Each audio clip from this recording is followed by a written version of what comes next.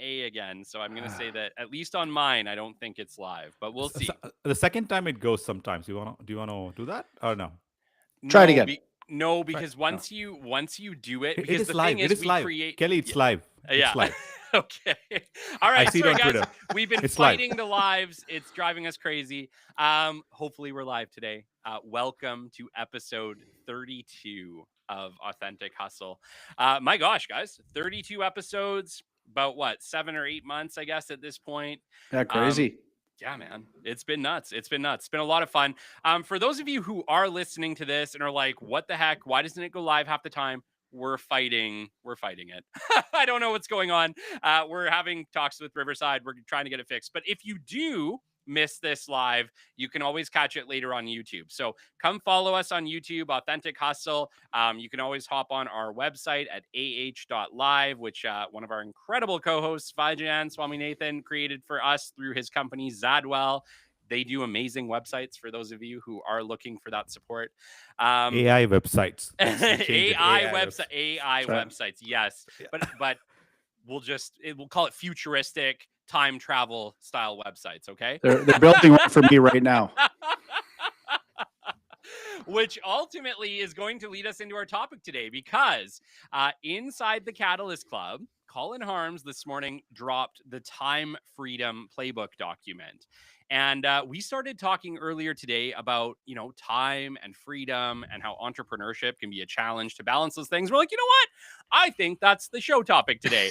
And so today we're going to be talking about the time freedom equation, led by Mr. Colin Harms himself. And I'm excited to chat about it because as an entrepreneur, as a podcaster, as a dad, as a partner, I have no friggin' time. This time freedom equation shit, Colin, isn't working the way I'd hoped. You know what? It's funny because it hit me yesterday. I think we were chatting about it as well. And VJ, we had chatted about it as well. Yeah. We're constantly pulled, right? We're pulled in different directions. There's opportunities. I'm the squirrel guy, right? The shiny object. Mhm. Everything looks good to me. Even if it doesn't, some of it's still good, and I get pulled towards it. So the premise of the playbook when I was coming up with it was I had just gone through a situation where, I guess I had an invitation to do something else. And in quickly, for maybe the first time in my life, it hit me where I just said, you know what, I have to say no. I don't have any Right. more to give. And part of that was I was telling Kelly, I'm in a very good situation right now, that I can admit financially with the businesses and whatnot, that I'm not chasing money. I'm not, right? I'm not bathing in it, but I'm not chasing it. But I'm chasing time. So for me, at the end of the day, whenever end of my day, I want to call that is, do I want to go and yet sit down and start creating and start developing yet one more thing? And if I do, what's the purpose? Is it helping me? Mhm. Because if it's only for me, I don't need to do it. Is it, my marriage? If it isn't, probably not a good idea. Just because I've worked hard to get these other things somewhat settled, or where I want them to be, or where they feel comfortable. I don't need to be pulled in another direction. And that's not easy because I'm entrepreneurial. I'm also a helper. I love helping people, and I'm a giver. I want to give to different situations or circumstances. So then, last night I'm like, you know what? I have to put this into paper. I have to put this into a playbook. And so that's what I did. And then when I posted it and VJ reached out and said how much it impacted him, and Kelly and I chatted quickly this morning. And Kelly, you 100% agree with it. And it all comes down to, I think it's a Chinese proverb, but are they really Chinese proverbs, or did somebody just say that? I don't know. I'll call it that. Is when you chase two rabbits, they both get away. Yeah. Right. So I have to focus on, you give power what you focus, you give power to what you focus on. Right. So that's what I'm doing. And that's where the playbook, it's a derivative of all those things, Mhm. but that's where I'm really focusing my time and my attention is, to where I want that power to go. But you, like so many people that I've interviewed on the podcast, right? Like, I mean, it comes up in like almost every conversation on the BDP at some point, especially when I'm dealing with people who are talking about mental health. They always talk about, well, you have to find a way to enjoy today. Ben Spangle, right? Find a way to live your life how you intend to live it in 10 years today, right? And I think it sounds nice. Mm. It sounds shiny. It sounds pretty. It Mhm. sounds like, yes, I want to do that. But I think for us young entrepreneurs, like me included, we're in that like building stage. We haven't built the castle yet to be able to give us that freedom. And I know VJ, I mean, we talked about this literally 3 weeks ago where me and you are in Right. that building stage too. And you're like, this is friggin' hard. And right now, it's simply about like, how do we keep going? How do we live long enough to win? Right? As entrepreneurs, how do we live long enough to win? And so many of us are in that stage. And then, I mean, you do get there. Like I've interviewed hundreds of people. They do get there. I would say that you, Colin, have just made it there right now. Oh, Maybe absolutely. even this year, right? Where Yeah. it's like now I have the cushion to be able to say, I value my time now. Now my time is more important than the money. My time with my family, my time to enjoy my life, right? So I'm devil's advocating you a Yeah. little bit on this No. because I do truly believe, once again, it's a privilege to be able to get to that Yeah. point where you have your time. I don't know, man. Like, what's the secret? You've lived both sides. How do you get to that point before you're at that point? Well, I think part of it is I used to run, and I'm torn between should I start running again, like just half marathons or whatever. Yeah. Um, and it's what they call the runner's high, right? You get the runner's high, and then when you finish one, you're like, I'm never doing that again. And later that day, you're like, yeah, I'm signing up for another one. Yeah. That type of thing.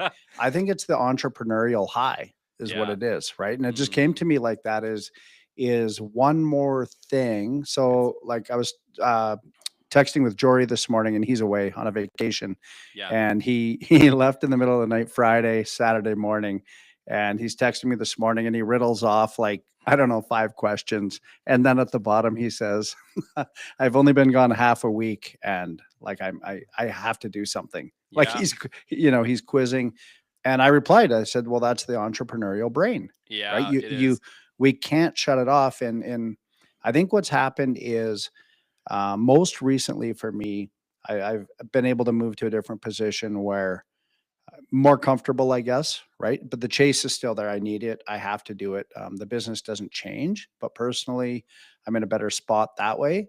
And then my mind does change. My mindset immediately changed because I had a real tough time when people say, or I look at them and I go, geez, it would be nice to be in that position. Then I could do this. It would be nice to be over there.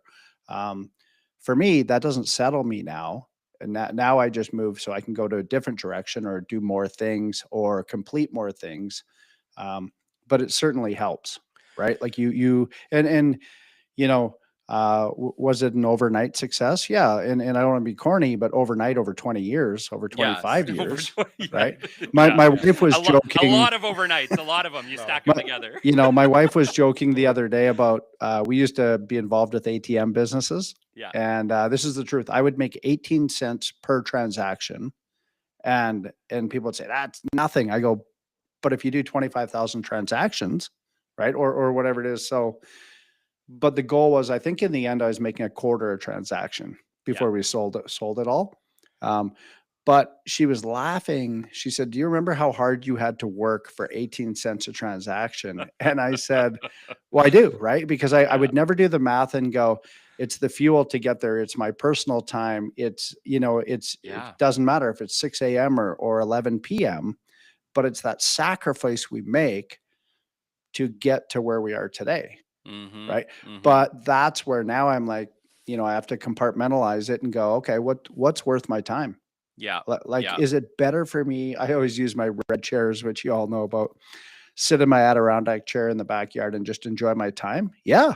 That actually is pretty good. Yeah. And for whatever reason, recently, my phone isn't buzzing.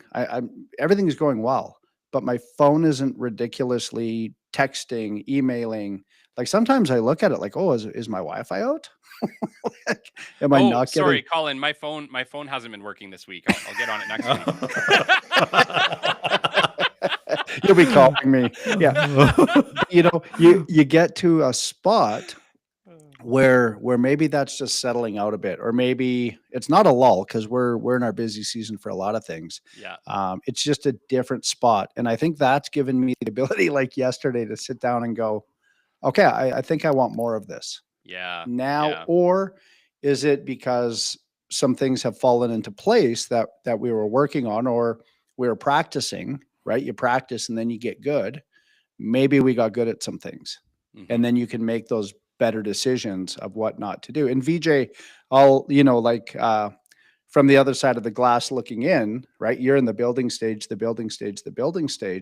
Right. I'm not one to say, hey, I've been there. I'm still in the building stage. I'll say I'm there, but I can see it. And Right. brother, I know how hard it is. And I know, like to me, you're in the quarter per transaction stage, right? Like it's like, okay, so how do I do better? I need to have more transactions, Right. right? Or volume. And I remember, I don't know if I ever told you guys, I'll find the video. There's an IBM commercial that was on TV years ago, and the guy is walking around head office with a quarter, and he's walking floor, first floor, second floor, third floor, fourth floor, and he's going office to office saying, I just made a quarter. And everybody's like, who cares? It's a quarter, right? And at the end, it says they do like 125,000 transactions a second. Yeah. So whatever it was, right? And that's what it is. That doesn't free up more time, but I thought it was a good analogy to bring up right now. It was interesting when we started talking about it this morning, because like this year, I've definitely found myself much more protective of my time than I've ever been in my entire career. Like I look back to like being a BD guy, and it's like, I'll take any meeting I can get. Yeah. Now it's like, Yeah. I have to essentially judge out whether or not that meeting will be valuable for me, because I need like every hour of my 40-hour week right Yeah. now at this point in my career, right? I'm very much looking forward to a point where I could maybe have more free time. But I think, like I said, I'm also still in that building stage. So like right now, it kind of feels like love to, can't wait, but have to put in the time to get there. And it was funny because me and Shelby were even talking about coaching this morning. And I was like, yeah, like we sold 8 seats for this latest cohort. It's awesome. It's doing really well. I wish we sold all 10, right? But once again, it's like you need the track record of success. You need time. And it doesn't matter. Like I talk about it in Podcast Playbook. By the way, we finished it. Part 10 is done today. Podcast Playbook is completed. Part 11 is simply going to be tips and tricks. So ultimately, we are done. Hardest series I've ever put together in my life for anything. But once again, I said it in Podcast Playbook, there's simply no replacement for the time it takes to be successful. And most podcasts fail because they're not willing to put in hundreds of episodes to win. But that's what it takes. It takes hundreds of episodes to win in the podcast space. And it takes hundreds of episodes to win in monetization. And it takes hundreds of coaching students to win as a coach, right? Like there's just there's no replacement for the time, right? And I look at it from, even all the interviews I've done, Colin, all the people that I've met that are incredibly successful, Jory, Ross, took them 10 years, man. 10 years of building or more to get to where they're at today, where it's like, I have freedom. But even then, like Jory's a great example, right? Super successful. His company's got to be worth 70 to 80 million dollars. Could just be done, really, could. But no, bigger, more money, bigger challenges. That's the entrepreneur brain. What can we tackle now that we have 10 million to throw at it? Well, and that's the experience part that, like, even if we say it's been 10 or 20 years on the entrepreneur side, it's also, depending on your age, 10 years or 20 years before that, working. Absolutely. Right? Like getting experience working, I don't want to downplay a job, right? It's real, or a career, right? Like my corporate career was 17 years. Yeah. Right. And there was 5 years before that in a very good position. And then there was 5 years before that, in my exit, $8 an hour, $10 an hour job. All of those play into the entrepreneur life. It's just depending anybody listening, when you get into that or the business life, if I can encourage you, earlier would be better. So it's kind of like they say, people retire at 65 and then they die. That's harsh, right? But that's like if you work, and then you're 60 and you become an entrepreneur. I'm sorry to tell you that there's only so many years left. Yeah. Right. So I think the rewards might be better if you get in earlier. 100%. But you can't change where you're at. And I do, I don't know, but Colonel Sanders was 68 when he started, right? Well, he was probably grilling chicken or frying chicken for 39 years before that. Well, and he probably never did see the peak of what KFC became, right? No, Once again, he was long gone before KFC became KFC, right? Yeah. Like, but time. Vijay, what's going on in your head there? I can see something. No, speaking of swirling. speaking of KFC, we went to Louisville, Kentucky. Is it in Louisville or which think place so. is it? Yeah, that's right. Yep. Yeah. We went to the actual place in Kentucky where the first Kentucky Fried Chicken was made, right? No way. Is it a KFC still? It's still I think a KFC. it is. Yeah, Kentucky Fried Chicken, and it tasted the same. So I mean, it did. Was the gravy the same? We traveled like I think 4 or 5 hours to get there, and it is still the same. but it's still good. But I mean, that 18 or 20 on the way there. Yeah, that's amazing. It's amazing in terms of like I mean, like few episodes ago, yes, I broke down and like a simple question. I told me like, what broke you down, and she was asking like a simple question like, how are you doing? I mean, I don't want to get into that again, but the thing is like, for me to admit, I wrote a post called "Enduring Pain." It really is. I just want to admit what stage I am right now, because that's a fact. Mm-hmm. Because I'm telling myself, as well as anyone saying, hey, it's not always like roses, and then you're having desserts and dinners all the time. No, it's super hard. I want to admit that, acknowledge it, and grow from there. Because for me personally, it's also a reflection of like what I think. And want to keep building and keep growing from there actually, and not because someone said like, yeah, the Instagram pictures are great, the reels are great, but like I don't want to be in that position where I'm feeling pathetic, but at the same time the post is saying, wow, I'm having a great dinner with someone. No, because that kind of like, it's not a actual reflection of how I feel. So I'd rather be real, and then say it as however it is, right? So than painting a picture that is not. Yeah. So, you know what I think part of it is, the grind, the whatever you want to call it. I think authentic hustle. Yeah, the authentic. Okay, The that's authentic perfect. hustle. The authentic hustle is a mindset, Yeah, it is. right?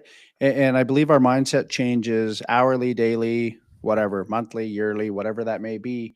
And that's all part of it. This conversation is part of it, right? Yeah. And in my mindset, I want my mind to change often, right? I don't want to get stuck where I was, or nothing will ever change, or I'll keep thinking the same way. And I don't ever want to think I've got there, right? Because that's also a setback, right? One thing I was thinking of though is, if we're talking about, buying back our time or whatever it is, however you want to phrase it, is the number one thing we really need to focus on is distractions, or how do we say no? And what do we say no to? So Kelly, I'll ask you, like, if you made a good comment, you could interview forever. There's a lineup. You have a year of people wanting to be interviewed. I know for a fact, I saw some of the stuff where some guy told you you're going to dissolve and burn up if you don't interview him in the next 8. I don't know, VJ, if you know this. I don't think. In the next couple of weeks or whatever, if you don't put me on your show's gonna just be nothing. And Get over here. so that guy probably won't be around too long. Maybe he will. But Kelly, very, very good for you to say, yeah, beat it. Right? Not going to happen. But you do have to say no. And then there's so many opportunities. Do you want to be a guest speaker here, or a keynote, or whatever it is? So enticing, so flattering even, right? That sometimes you sacrifice and you go, you know what? Yes, I will do that. Yes, I will do that. Yes, I will do that. Meanwhile, you're burning yourself out. You're not advancing yourself. Maybe it's only self-gratifying. Does anything come out of that? right? Like obviously there will be invitations where you're like, yeah, I'm going to that. Yes, I'm gonna drop everything and go do that.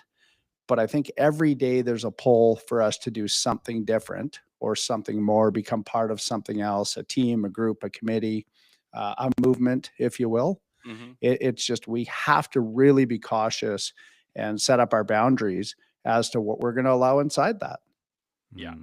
Yeah. No, it's tough. It's tough because I think the entrepreneurial spirit is a giving spirit. It really is. And I've interviewed enough people now to say that every single person who's been on my show came to it with heart, came to it because they're passionate about what they do and they genuinely want to help people in whatever way that they can. That is the nature of entrepreneurs. And I think that's where we struggle, because I know, for instance, Colin, we've talked about it. I would do what I do for free if I could afford to do it for free. Like, I love what I do that much that, like, I enjoy doing it. And if I could do it without needing to get paid for it, I think I would. But that's not the world that I live in. Right. And I think that, but the problem is with that is that we do tend to say yes to those things. We're like, okay, this is a way that I can give back. Right. Like, the reality is I could have took Podcast Playbook and I could have just paywalled the shit out of that thing and it would have been just as valuable, but I wouldn't have been able to help as many people as I could by creating a series out of it. Right. That is the entrepreneurial spirit right there. That is somebody wanting to make a difference. And not putting a paywall behind it. Right. Many entrepreneurs are doing that. I would say 95% likely in one way or another are finding their way. But it's a struggle though, like you said, because Podcast Playbook, like I said to you, Colin, hardest thing I've ever done. Probably, if I had to put a number on the time it's taken me to make that series, probably 60 to 80 hours of research, time, planning, recording, editing, production, and out. Yeah. I didn't get paid for that time. Yeah. Yeah. Not yet. Not yet. But you planted the seed. Right. But that's Right. it. It's like that thing is out there. And what impact could it have? Well, hopefully we inspire 100,000 shows. Well, and you know what? I'll use this too as well. I watch Dragon's Den and Shark Tank, right? I still watch them. And it's kind of like, not I'll use your your Podcast Playbook. It would be like if Kelly, you were 40 years down the road from today and you were still talking about the Podcast Playbook and you hadn't monetized it, you hadn't done anything, and I was going to invest, right? I would say, hey Kelly, how long you been at this? Oh, I don't know, like 3,700 hours. How, have you monetized episodes? I've had Joe Rogan on. I've done this. I've done that. Have you monetized it? No. Okay, shut it down. Yeah. Yeah. Right. Well, like how much, no matter how good it is, right? You have to get paid for it. You have to get paid for it. And you know what? Even I think it would be false to say somebody reached their limit. Now they just do it for free or whatever. They're not doing it for free, right? It's being backloaded. There's something funding them, or they've recurring revenue, some type of thing that's coming in so they can do that. Because I don't believe anybody really, I shouldn't say that. I don't believe I'm giving enough that I'm going to wake up every day if I'm not earning and just smile at you. You have to be in a place of peace, a place of abundance, in order to truly be able to give freely. You do. Right? You have to be able to look after yourself. And I think maybe that's important for our entrepreneurs to listen right now. Are you good? Because if you are not good, you have to start figuring out how to get yourself right before you can help the world. And here's the other thing, before you can help, regardless of who it is, people traveling around the world, I'll even use missionary work, whatever. Every missionary has to raise funds to go on their mission. That's the way it is. Those funds have to come from somewhere. Every aspect, it doesn't matter what it is, money has to move that object forward. So you have to be doing that. And for me to say, oh, I'm just going to be able to go here and help this or help this, something has to pay for it. Yeah. Right. Yeah. And I know, like, I even recently I had to say no to, I didn't have to. I chose to say no to somebody who was asking for another sponsorship, that type of thing. And I had given and given and given to that organization in many ways. I did use AI for a response for a little bit of it, but it was a hard thing for me to do. But I just said, you know what, look, after all this, I have to really focus in on where my giving is going. I'm not giving less, I'm giving more, but I have to focus in and see also what I'm receiving. I'm not giving to VJ to receive from him. I have to see, is it good ground? What am I doing? And the reply that I got was, okay, thanks. We wish you the best. Oh, that was it. So I was just basically, hey, we'll ask him again because he always does it. We'll ask him again because he always does it. When I actually came up with a, thanks to chat, I came up with a good response. It was a little bit of a slap in the face that to not get at least a reasonable response and thank you back. It was just kind of like, oh, okay, yeah, you were good for the money. Yeah. Right. And then the other part is, if I'm on that end, maybe I dig in a little harder and I come from another angle and be real, but no, gone, just gone. Right. Yeah. Yeah. And so that resonates with me. And in any time I'm in a situation like that, I'm really trying to reflect on myself. Am I doing that? Right. Am I on that other side doing that to somebody? Am I attracting or am I deflecting people? That type of thing. And who am I bringing in? Because when I say no, I don't want to say no to be malicious. I don't want to say no just to be negative and go, yeah, no, forget it. Right. I want to say no because it's either I just don't have any more to give. And I'm not talking about money, right? I don't have any more to give. And I could, but that would mean I would have to delete something else. Yeah. Yeah. Right. Because I'm going to allow enough space to be there in my own life. So how are you? I think maybe a good way to close up today's show would be this. Run us through the process that you go through mentally before you accept an invitation to something, whether it be a lunch, whether it be a client meeting, whether it be just hanging out with friends or family or whatever it is. What is the mindset process that you go through before you make that decision to decide if that's a good use case for your time at this stage of life?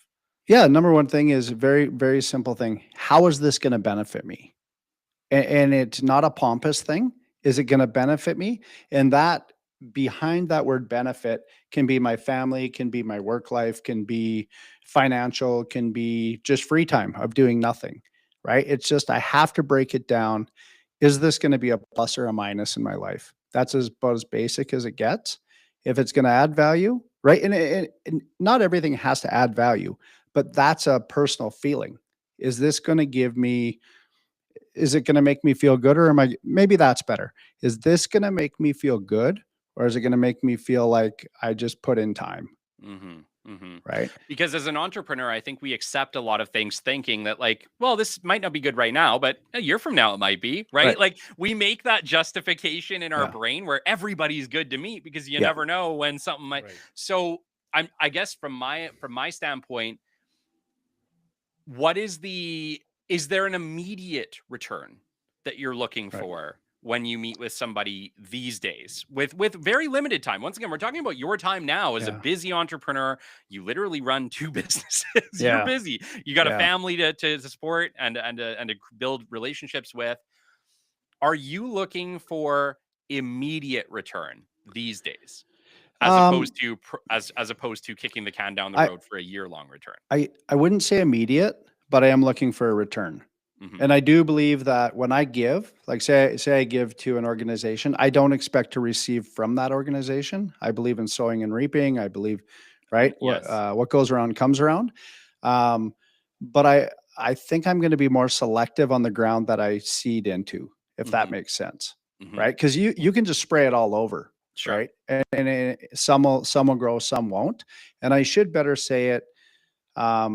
It's not just to benefit me. I should ask myself, how is this going to benefit me? And how is this going to benefit whatever it is?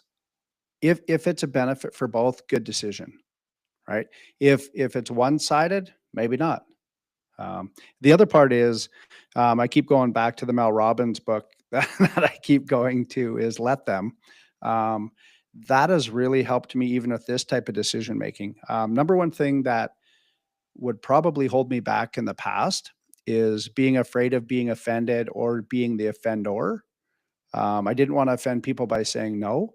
I didn't want to, and I probably lived a lot of my life being offended by not understanding something or taking it the wrong way. Now it's like they say water off a duck's back or whatever. I just have to live like that. Right. And it's hard, but I'm pretty good at setting my mind quickly on, okay, not going to affect me. And if I have to tell myself that 35 times in the next day, that's what I'll do. So hopefully that answered that question. But holistically, that's what it is. Am I going to benefit others? Is it going to benefit me? No, that makes sense. Like I said, I just think as entrepreneurs, we can absolutely justify almost anything. Yeah. Right? You know what? I know we're at our time, but I'll use that example. What you just said is perfect because I'm a sales guy. Yeah. So if you were to come to me and say, hey, this is the latest, greatest thing, Canadian real estate's going to explode, blah, blah, blah. Oh, I'll be there. Well, it's Saturday all day. Yeah. I'll be there. Right. Because I kept on thinking, what's in it for me? Right. Like what could I could possibly do this. Right.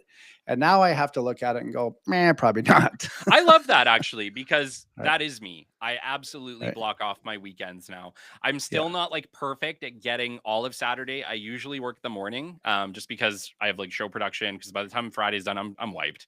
So I do a little bit of show production on Saturday mornings, but typically from about 11 to noon for the rest of the weekend, I'm checked out and I don't accept things that happen on weekends. Yeah. So I feel like maybe I'm a step ahead, but I would even like to be better than that at some point. I would like maybe be able to shut off at noon on a Friday. Well, you know, maybe we take some more time here. I don't know if we have listeners left. If not, right, they can always just leave. That's right. You can leave if you if you're sick of us, get out of here. But stay if you want to. Here's the reason why I would give the shout out to Mel Robbins again. 5-second rule? Is it the 5-second rule? Yeah. Yeah. Well, that, and also, what does it really matter? If you say no, if you don't immediately answer the phone, like I actually find it comical now is like somebody, I texted you. Yeah. I know you did, but I was actually doing something. Yeah. It's called my life. Right. That's right. This thing called I'm busy.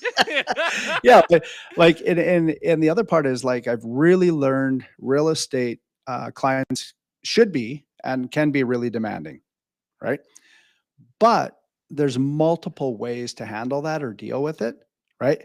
And if you really learn to be compassionate and really learn to put your clients' needs first, I don't mean their needs that they're going to text you 45,000 times in 2 days. That's not a need, right? That's a personality. Lay down the ground rules, right? Agree on them. And that it's harder. It's easier said than done. But with any business, here's the ground rules. Here's how we're going to do business. Here's how we're going to communicate. Is that good with you? Okay. And if it goes off the rails, bring it back. Yeah. Right. I think people respect honesty. Right. And everybody has a different personality. It's just, I think maybe because now I'm 52, not that I'm there, but I'm 52 and I've seen what I've seen. And I think I get better at making those decisions. And I get better at, I don't love difficult conversations, but I get better at knowing I just have to deal with this and I will feel so much better when it's over, regardless of the outcome. Right. It's when I go to bed knowing I haven't dealt with it. I haven't talked about it because guess what I get to wake up to? Yeah. Right. That. Yeah. So there's pain in the unknown. And there, like, anxiety is simply just being afraid of something that may or may not happen. Well, is that not terrorism? It right? is. It's emotional. Anxiety is emotional terrorism. It really is, right? Because I heard it said is terrorism doesn't scare you. If there's a guy walking down the street with dynamite sticks all over his body, people go, oh, terrorist. No. The terrorist is the unknown. It's what's around the corner that we don't know that's coming, right? It's the alert that comes on the news that there's a terrorism alert in Italy or whatever. I just saw one, right? Yeah. Don't travel there. Okay, well, now you're scaring me for something that probably won't happen, right? The odds of it happening, but we live that every day in our lives. The fear of the unknown, the fear of what's going to happen tomorrow with this, right? I don't think you should say that. It's September 10th. Oh, yeah, that's right. That's right. One more day to go. One more day to go. That's right. Now I get to see what's on the news again tomorrow. Oh, my goodness. And first off, let me just pause and say shout out. Absolutely. September 11th is horrible. None of us at all are making fun of it or condoning it. No, not at all. I don't even think that we put two and two together that it's September. Nobody 10th. ever would. No, So for those of it's you, we lived it. We lived that day too. So hearts go out to everyone in New York who and just the states in general who suffered well, through September 11th. and you know what? Another day, we can even use that day, right? That's all that's a defining moment, Absolutely. right? Today's a piece in history. That was a piece in history, Yeah. right? A different one. It talked a lot about decision making. It talked a lot, or spoke a lot to it and where we're at today because of it. So yeah, no slight on it for sure. It's a real thing and it's a real date that Yeah, the I anniversary is realized tomorrow, that I right? don't think any of us put two and two together that it Yeah. was. I just looked down at my calendar. I'm like, oh no, that literally is tomorrow. Yeah. It's crazy because So- this year my oldest son is in grade 7 and I was in grade 7 and I remember that day like it was yesterday. Oh, now you know how old I am? I was not in grade 7. I was in Medicine Hat, Alberta in a restaurant, a Riverside pizza place, it was called. And I was watching it it was a small TV. That's how long ago it was. Yeah, But wow. Hey. But yeah, I remember it vividly. Yeah, they pulled Right. TVs into our classroom. Yeah. Yeah. Right. I remember. But I'll tell you how old I am before we quit. Kelly, when I was in grade school, before you were even thought of, I remember we were watching the space shuttle, the one that blew up in our class. Was that Columbia? Yeah, Columbia. Yeah, and we were watching it live. Wow. Right. I think I was in grade 3. Oh yeah, because they would have just broadcasted it. Or no, that it would have been. Was it a different one? Discovery. I don't know. Maybe? It was the one. Which the one that blew up with all the people in Discovery. It would have been Right. Discovery. That would have been in what year? Like 1980 or something. 1980. No, hold on. No, that one blew up in our time. That was 2011. No. Goodness, I am lost. I'm lost. 2001. 2001. No, it was way earlier than that. Do you guys know how old I am? Well, you just said 52. 33. Okay. Well, Kelly, before we sign, I'll find out when it was. I'm working on it right now in the 80s. Okay. So one of them, I had to do Challenger Challenger on right? January 28th, 1986. There you go. Oh, okay. All right. Were you born yet? No, 88. I started my first job in 1988. Oh wow. This is like we're on a podcast and I'm Jack Welsh. Right? And you guys are like, I've been running GE for 49 years, and you guys weren't even born when the car started. This is why we're challenging you a little bit on your time freedom equation, because it's like, dude, we still need 20 years to catch up to you. It's actually kind of perfect because, I think from every, the moment it's not every generation, but I think we have people from every time period. I don't know. We do. We're time period. Colin's from the encyclopedias, right? Yeah. And but your parents probably bought a set of books, and I'm in there. That's how old I am. Anyway, nothing wrong with being an encyclopedia. Kelly, you started it. You finish it off. All right, guys. Man, this has been a hustle and a half, but awesome. I love this show, and I love you guys. Thank you so much for this.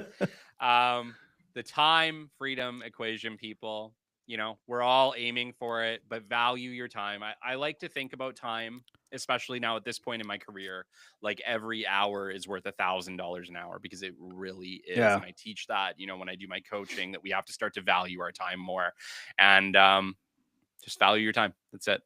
For sure. Can I just add a point? Yeah.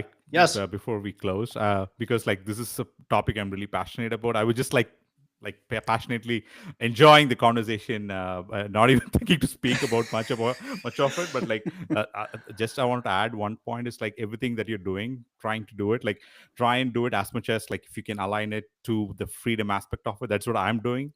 I think Kelly is doing the same thing, and in terms of building it, if you can build everything online, and the 3 things I'm passionate about, maybe I've said it before, it's freedom of time, freedom of location, freedom of money. And if you want to look at freedom of location, that's super important. You don't, before you take a mortgage, right? Think about it 100 times, because the moment you take Colin, we've spoken about the retail jail, for instance, right? People don't think twice before taking a mortgage. Actually, the moment you take it, 25 years is locked in. right? Yep. It's not easy to pay off a 500,000 mortgage or a $1 million Nope. mortgage. It's just not. So think 100 times before getting into that. I'm not against real estate. I would invest in it, but at the same time, it's like a retail jail. It's like you're become location dependent. You cannot move anywhere. I'm Yep. saying that after moving from 14 different cities. So for a long time, I was actually passionately figuring out what it is and like traveling the world and like was not paying attention to the business world at all. And at the same time, I really struggle when I'm talking about my business, what I do. And we're not the best person to market our own businesses. That's Where right. we struggle. And, right. and I enjoy speaking to others in the podcast. So I think that's what it is. So yeah, think about these aspects when you're building your business, the brand, everything. Try to build it as much. I mean, if it aligns to your values, I think that's what you should do. So just wanted to add that, Kelly. Didn't mean to interrupt your closing. No, Please go ahead. that's 100%. okay.